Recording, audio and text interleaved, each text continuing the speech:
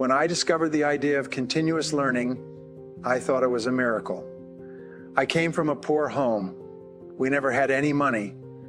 When I left school, I did not graduate. My first job was washing dishes in the back of a small hotel, and when I lost that job, I got a job washing cars in the wintertime. You know what that's like. When I lost that job, I got a job washing floors with a janitorial service, and I thought washing was in my future. So I traveled and I worked on farms.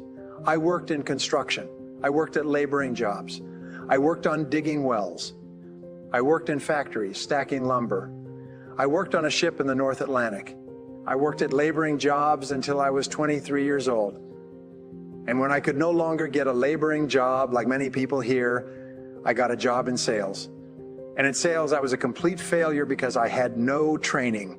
So for 6 months, I worked and worked and worked, and I was making no success at all.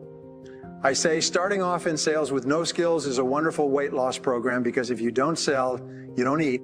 And I lost a lot of weight in those 6 months. Well, this whole thing about finding your passion is motivational claptrap.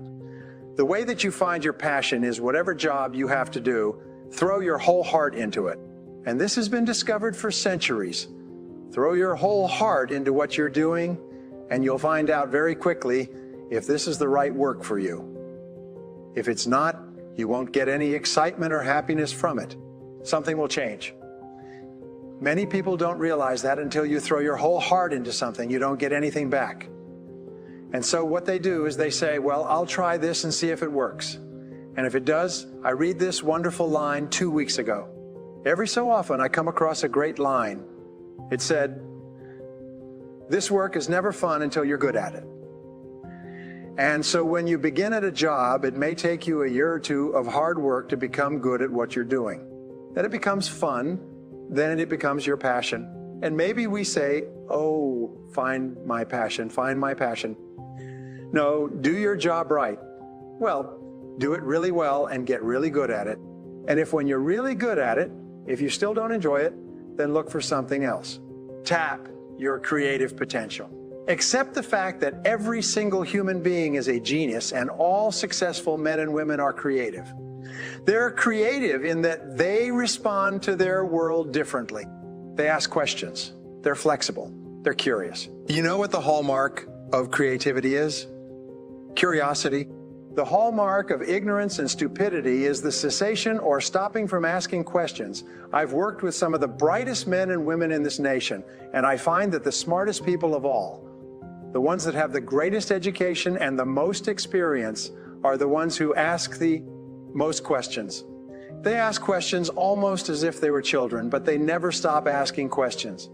They're very open and flexible, and they have the ability, once they learn a new piece of information, to drop what they're doing if the new information contradicts it and do something else.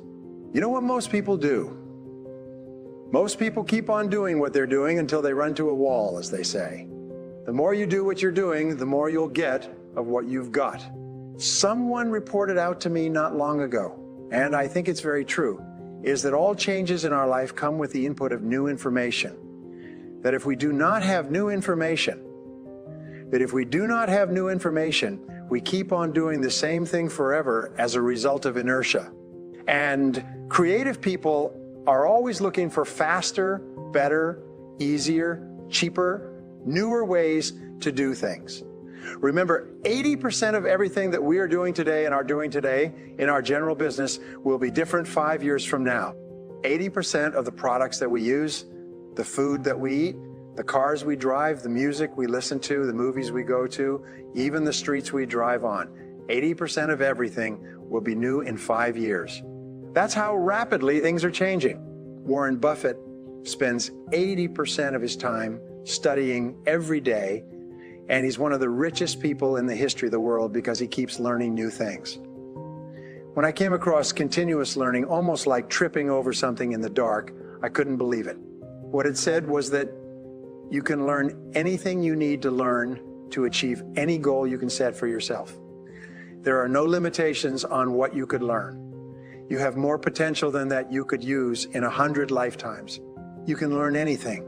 This, to me, was the greatest of all discoveries. There are no limits on the kind of life you can have because you can learn anything you need to learn as long as you continuously learn new things. And what's the magic formula? 10 hours a week.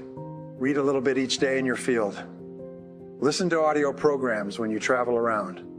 Go to seminars and take notes. As I said, write down actions that you can take immediately afterwards. And just dedicate your life to becoming a student for the rest of your life. Every day you should be learning something new. Learning should be as much a part of your life as eating, sleeping, and breathing. And if you'll do that, you start to go up the ladder of success faster and faster. You feel happier and happier. People respect you and look up to you. You feel that you have more energy and your self-esteem goes up. Your self-image improves and you get it all from continuous learning, which is why these people go from the bottom to the top, and they're very happy people. They're very highly respected and they feel wonderful about themselves because growing and becoming better in your field is one of the most happiest and wonderful things you can do. Here are the keys to continuous learning. First of all, read 60 minutes a day. I will say this over and over again. 60 minutes per day over the course of a year, 2 years, 3 years. Turn your car into a university on wheels. Now, a study of people have graduated from universities that I eventually did find that about 90 or 95% of what they teach you is not practical. It's theoretical. It's true. It's enjoyable, but it's useless in the real world.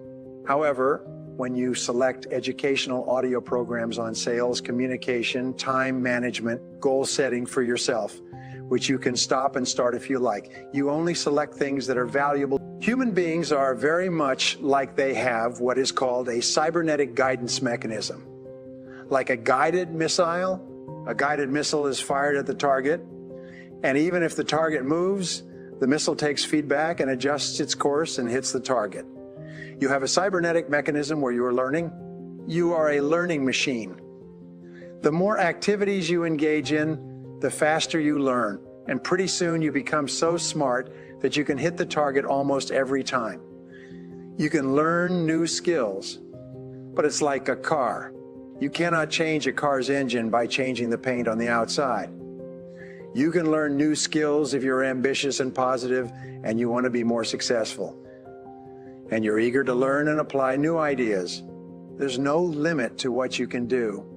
But your basic personality, that's like your eye color. It's like your height. It's even like your sex. You cannot change these. These are basic parts that are programmed into your personality. So don't try to change people. If people are lazy when they're young, they'll be lazy 50 years later. If people are dishonest, they'll be dishonest. If people are unorganized, they'll be disorganized. However, if they have good qualities, good ambitions, you can teach them all kinds of skills. Skills are very different from personality. Did you ever wonder why it is that some people make far more money than other people? You know, we live in the most remarkable society in the world, where some people can be making 1, 2, 3, 4, 5, 10 times as much as another person doing the same job. Many times we see salespeople who are making 10 times as much as a person next to them in the next desk, selling the same product to the same product under the same price, under the same competitive circumstances. Why does this happen? Well, about 30 years ago, as you know, I began studying and looking for the reasons for success and failure. And one of the things that I found is that there are formulas.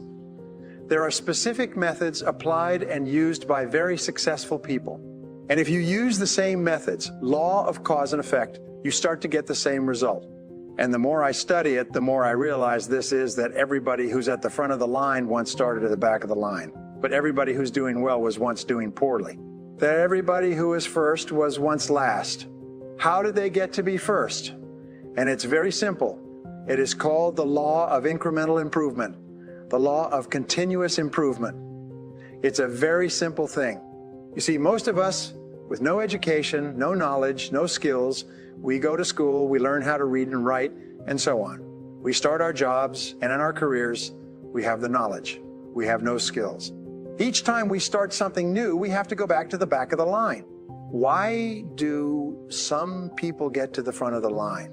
It's very simple, because they learn the things that the other people learn. Another one It is really the way that every single person has gone from nothing to being successful, is continuous learning. Continuous learning, I believe, is the most important single key to success. It's what makes America the greatest country in the world. Why? It's because you could come here with nothing. And by simply focusing clearly on what you want and then finding out who else has gotten the same things you want and then learning from what they did and doing the same things over and over again, you'll eventually get the same result. In fact, the rule today is that continuous learning is the minimum requirement for success in a new field. Whatever field you're in today, if you do not engage in continuous learning the same way you brush your teeth every day, you take a shower every day, you take a shower every day, if you don't engage in continuous learning every day, what will happen is that you'll be passed by the people who do. In America today, an incredible shift has taken place. The shift is between those who know more and those who know less. We no longer live in a physical economy. We live in a mental economy. We live in an economy where brain power is the critical tool for earning a great living, and continuous learning is the only way to continue building your brain power. Attend every seminar possible. Attend every seminar possible. Get all the training you can. And of course, listen at every opportunity. You'll learn more in a few weeks watching this network than you might learn in years trying to pick it up by yourself. There's a rule that your television can make you rich or it can make you poor. It can make you rich if you turn it off, and it's made you poor if you turn it on. Years of research, this is my subject, shows that the more you watch television, the lower your income. Unless you watch television, the higher your income. And it's always a choice you make anyway. So 2 hours a night would work out to about a book a week plus other things. And then during the day, practice the things you learn. And pretty soon, you move on to the fast track. Pretty soon, you start to move ahead of everybody else in your career. Pretty soon, you start to become much more valuable. Your earning ability goes up. So I want you to think of a ladder of success and imagine a ladder, and each rung on the ladder is a new skill. The rule is you cannot achieve a new goal without learning a new skill. In business, so each one is a new skill. Each time you master a skill, you move up the ladder and your income goes up. And then you learn a new skill, and this is what they would do is they would work for a month or 3 months or a year, however long it took to become excellent in a single skill. They would not try to become excellent in multiple skills, just one skill. And then once they had mastered that skill and people said, you know, you're pretty good at that, that would be their signal. Now, what's my next skill? And they would work on the next skill, take the next step and the next step. And they would just keep climbing the ladder of success. Now, if ever you stop climbing the ladder, do you know what happens is you level off and then you begin to decline because your existing skills become obsolete at a faster rate today than ever before. So you keep climbing the ladder. If you stop, other people who are climbing their ladders will go past you, and pretty soon you'll fall so far behind. It's like you're in a marathon. Let's say you're in a marathon with lots of runners and you decide, well, you're going to stop and you're just going to stroll for a while. You're just going to stroll for a while. You're just going to rest. You don't want to work too hard. And then you decide, well, I think I'll start running again. What happens? You never catch up because the other people just kept on running. They're so far ahead of you. You never catch up. Now, these seem like very simple explanations, but they do. They describe success versus failure. Now, here's the interesting thing. Life is very much like a marathon. We all start off with the same line. We're all ready to go, and we start running. Everybody's got pretty much the same abilities and the same opportunities. We go to the same schools, we go to the same colleges, and yet some people get way ahead. The masses stay in the middle, and some people fall so far behind they think they're first. And so why is this? Well, this has been studied for year after year, and we find this one single difference. Just the way you think. I was listening to somebody who grew up in a small town, and he was talking about this interesting point. He said he came from a poor family, and there were 3 families in that town that owned everything. They owned the mill, and they owned the factory, and they owned the general store, and they owned the shipping, and they owned the trucking, and they owned the agricultural processing. They owned everything, and these 3 families were rich. They had beautiful homes. Everybody revered them and talked about them. They were on the bank boards and everything else. And he went to school with the kids from these three families, and everybody wanted to be their friends, of course. You remember those days. And he found they're quite normal kids. They weren't very different from anybody else. But somehow these families owned everything, and it was a real shock to him. It wasn't their education, because they weren't getting a better education than he was. It wasn't their grades, because the grades were the same. It certainly wasn't their physical attractions or anything else. It was just one thing. If they thought differently, they had an attitude of looking for opportunities and possibilities. And what we have found in a series of articles in INC magazine, they were interviewing people who'd become fabulously successful. Rags to riches stories. Every one of them said, the only reason I succeeded is because I developed the habit of always looking for the opportunity, always looking for something good or positive in what I was doing. Whereas other people, they have a setback, oh my God, and they go home and drink and watch television, and so on. But successful people are always looking for the opportunity. They think differently. So when you learn to think better, you make better decisions, you get better results. The law of cause and effect says that for every effect in your life, there's a cause. Everything happens for a reason, even if you don't know the reason. There's a reason. If somebody's practice is twice as large as somebody else's practice, it's not because of you or your genetics or your DNA or your chromosomes or anything else. It's just because they're doing something different. That's all. So what you do is, if you can define the effect that you want in your life, and then what you do is you trace it back to someone who at one time was earning less than you and who's now earning twice as much, and then you find out what they did. You come here and you ask Ed and his people, and they'll tell you. And then you do the same thing. You see, success leaves tracks. You just do the same thing and you get to the same place, which brings us to one of the great rules of success. If you do what other successful people do over and over again until it becomes a habit, nothing in the world can stop you from getting the same results that they do. And if you don't, nothing can help you. Now, this is a very important point to understand. All success skills are learnable. All practice development and management skills are learnable skills.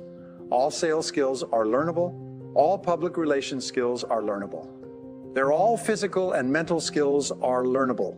You may not be able to play a classical violin or dunk baskets like Michael Jordan, but all business and sales and management skills are learnable skills. And so therefore you can learn any skill you need to learn in order to achieve any goal that you want. And once you understand that, for me, that happened to me when I was 23.